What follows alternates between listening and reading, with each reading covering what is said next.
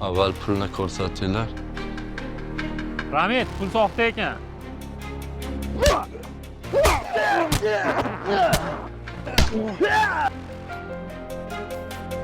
Sizlarni shartni bajara olmaydi deb qo'shimcha variant o'ylab turgandim.